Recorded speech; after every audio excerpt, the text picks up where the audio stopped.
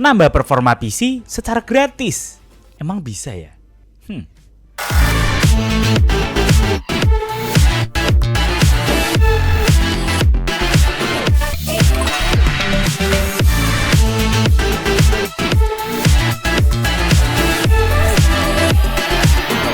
Halo teman-teman semua, aku Tasya Hargana dari channel Tekdung, Teknologi Dung. Jadi di channel ini kita akan membahas mengenai rakit PC, racik PC, dan teknologi yang ada di zaman sekarang. Sebuah PC akan berjalan speednya sesuai sama default bawaan pabrik. Biasanya sih kita udah cukup ya dengan performanya. Tapi kalau kalian nggak puas, kurang puas, pengen lebih, kalian tuh nggak perlu upgrade, tapi kalian bisa menambahkan performanya secara gratis. Tapi caranya gimana, Bang? Nah, di sini aku bakal kasih tahu gimana nih caranya untuk upgrade performa tanpa mengeluarkan biaya sama sekali. Caranya adalah dengan overclocking CPU. Overclocking? Apa itu, Bang? Jadi overclocking itu meningkatkan performa dengan menambahkan speed yang di atas default bawaan pabriknya. Dengan overclock kita bisa menambahkan performa daripada performa default bawaan pabriknya. Jadi istilahnya kalau dalam permesinan dioprek kali ya, diapain lah itu biar performanya makin jos lagi, biar speednya makin kenceng. Di sini aku akan mencontohkan untuk overclocking pada AMD Ryzen 5 7500F. Itu adalah prosesor paling bontot di soket AM5 dan kita bakal lihat nih gimana nih untuk performanya setelah di overclock. Untuk overclocking ada beberapa syarat yang harus dipenuhi ya teman-teman agar overclocking bisa berjalan dengan lancar, mulus, dan stabil. Untuk prosesor AMD seluruh lidinya itu hampir semua support untuk overclocking. Kalau Intel harus yang K-series, contohnya Intel Core i9 14900K. Motherboard, kalian membutuhkan untuk yang AMD minimal B series ya teman-teman, B350 sampai B650 untuk saat ini untuk AM5 ya. Ataupun Intel itu harus Z series, Z790 dengan prosesor K series ya teman-teman. Ya kalau Intel emang harus high end gitu. Yang ketiga adalah cooler. Nah, ini kalau cooler urusannya itu sama pendinginan. Kalau di overclock biasanya suhunya makin panas karena kita menaikkan juga untuk voltage-nya, berarti memberikan panas yang lebih. Nah, ini jangan pakai CPU cooler bawaan box ya teman-teman. Kalian harus upgrade menggunakan CPU aftermarket yang beres. Misalnya kalau Ryzen 9 pun berarti harus IO water cooling lah minimal, atau air cooling yang segede gaban gitu biar bisa mendinginkan prosesornya. Karena ini pakai Ryzen 5 7500F, aku menggunakan IO water cooling 240. Ini seharusnya should be fine dan cukup banget. Overclocking juga bergantung dengan chip dari prosesor itu sendiri. Nah, ini bejo-bejoan teman-teman. Kalian bisa dapatkan clock speed yang tinggi dengan voltase yang nggak terlalu tinggi juga bisa, atau harus membutuhkan voltase yang tinggi. Jadi untuk settingan ini kalian bisa tiru, tapi aku nggak bisa jamin kalau misalnya bisa ditiru oleh kalian. Kalian ini harus eksperimental ya kalau overclocking itu. Tapi kalian boleh tiru sih, siapa tahu bisa teman-teman. Let's go.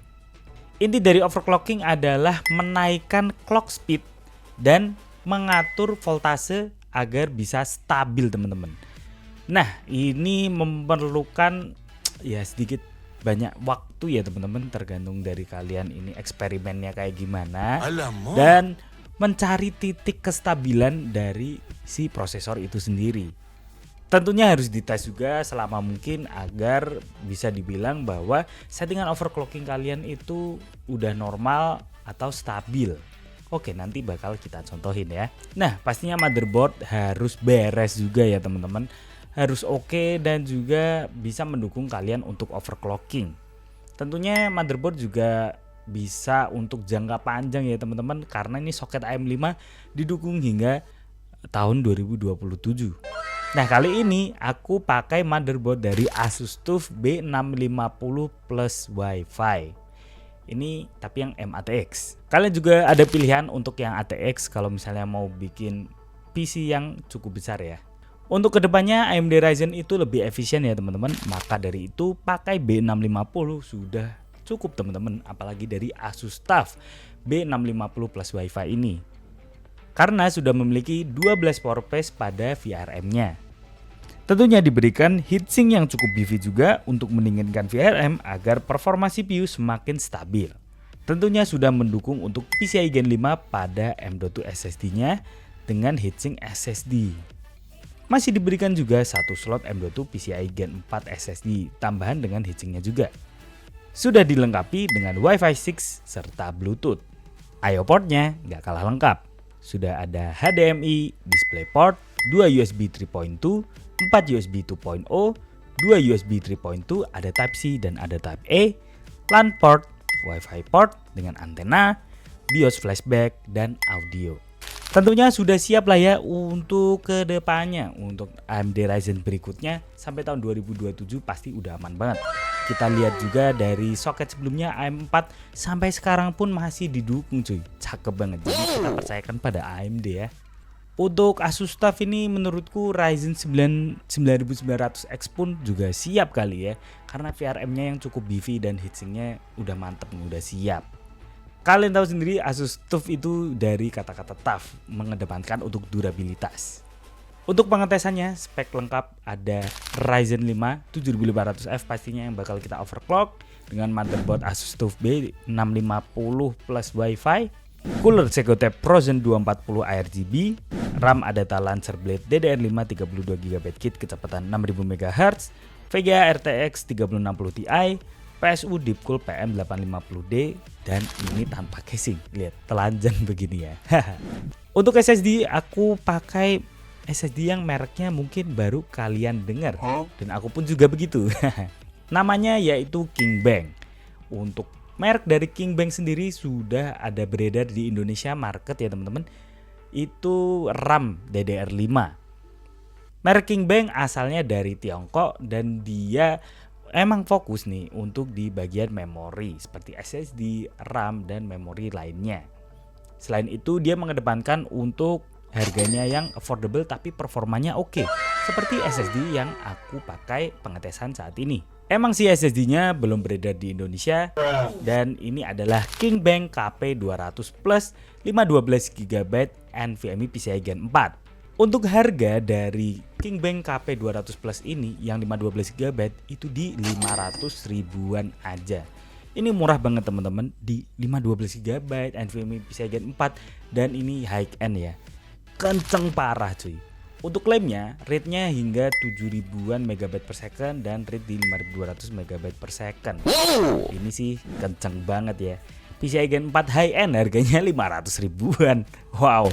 Tapi sayangnya di pembeliannya kita belum mendapatkan heatsink tambahan untuk pendinginnya. Jadi lebih baik tambahin heatsink ya teman-teman. Biasanya dapat di motherboard yang kalian beli. Kalau yang cukup high end ya, atau medium lah. Saat diuji ini sudah sangat oke, melampaui ekspektasi dan speednya kenceng banget ya teman-teman. Tetapi kalau tanpa heatsink ini bisa mendapatkan suhu yang sangat panas menurutku di 80 derajat Celcius.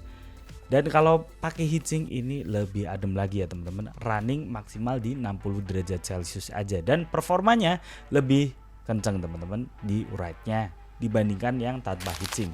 Jadi lebih baik pakai heatsink karena emang ini speednya kenceng banget. Ini sih menurutku cakep banget, 500 ribuan, PCIe Gen 4 high end, 512GB. Semoga cepat-cepat masuk ya di Indonesia ya. Ya kita tunggu aja kehadirannya. Lanjut aja kita overclocking, ini dia caranya. Untuk overclocking pertama-tama kita harus lihat clock speed dan voltase default terlebih dahulu. Untuk pengetesannya bisa menggunakan aplikasi gratis dari Cinebench R23. Setelah itu download dan install HW Info. Kalian bisa download ini di web ya teman-teman untuk kedua aplikasi tersebut. HW Info untuk mengetahui informasi clock dan voltase dari CPU. Setelah itu kalian buka Cinebench R23 dan jalankan pengetesan Alcore selama 10 menit dan pantau clock speed serta voltase defaultnya. Untuk default clock speed average berada di 4,95 GHz dengan voltase berada di 1,55 volt. Skornya ada di 14.122 Cinebench point. Setelah itu kita setting di BIOS untuk overclocking. Ketika menyalakan PC langsung pencet Del atau F2 pada keyboard. Tinggal ikuti saja jika mobo kalian Asus. Intinya kita merubah clock speed CPU dan voltage. Untuk speed aku setting di 53, artinya ke 5,3 GHz, dan untuk voltasenya berada di 1,15 volt.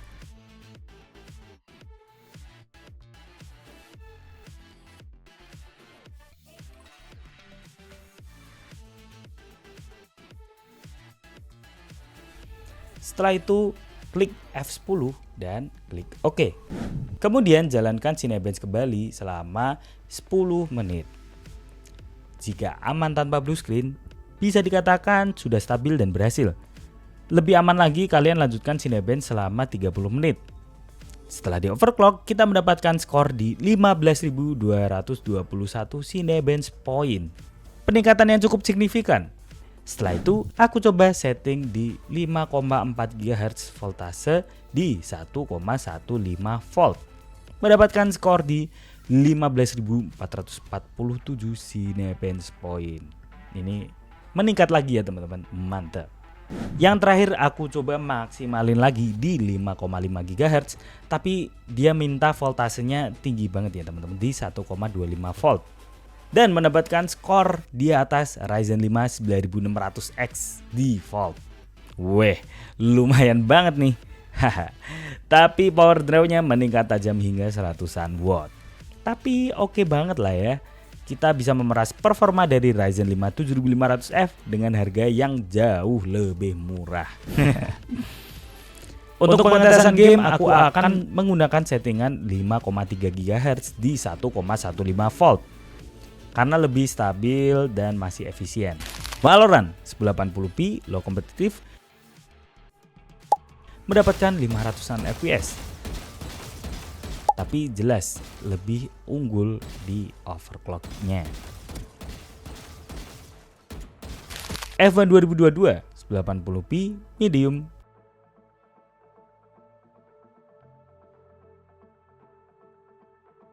Kita mendapatkan di atas 200-an FPS. Tapi untuk FPS-nya lebih tinggi yang overclock. Forza Horizon 5 1080p medium.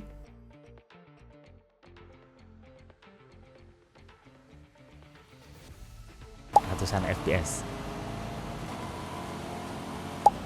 Ya pastinya lebih tinggi yang overclock juga.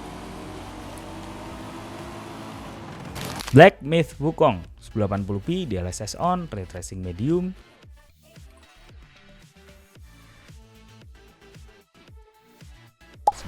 an FPS.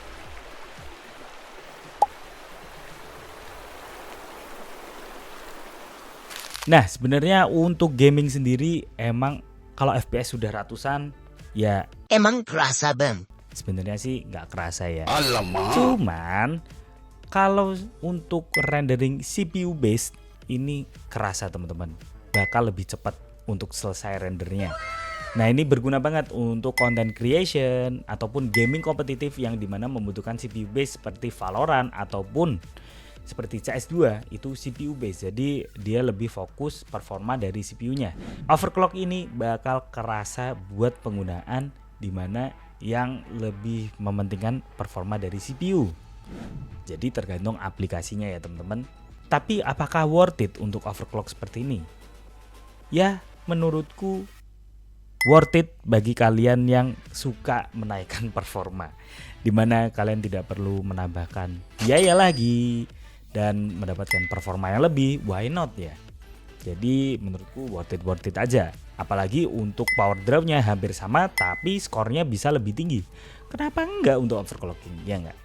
Ya pastinya kalian ini overclock harus eksperimental ya teman-teman, mendapatkan efisiensi yang terbaik juga. Jangan seperti yang tadi sampai 100-an watt untuk Ryzen 5 doang ya. Ngapain? Ya gitulah, hasilnya cukup menyenangkan juga. Oh iya, ditambah lagi coolernya harus beres ya teman-teman. Ini aku pakai CPU cooler dari Segotep Frozen 240. Kalau air cooling kalian bisa 400 ribuan, misalnya pakai Deepcool dan lain-lain juga boleh. Tapi settingannya yang 1,15 volt aja di 5,3 GHz udah mantap banget sih. Ini Ryzen 5 7500F udah menyentuh 15 ribuan untuk Cinebench-nya. Mantap. Kalau kalian mau tiru boleh, tapi disclaimer tidak mungkin setiap chip berbeda-beda, hasilnya juga akan berbeda-beda, nggak mungkin sama persis karena itu kalau chip itu bejo-bejoan ya teman-teman. Kalian jangan lupa untuk like, comment, and subscribe Tekdung Channel, dan jangan lupa untuk follow IG TikTok @tekdung. Jangan lupa follow ya teman-teman. Kita coba di lain kesempatan. Sekian dan goodbye.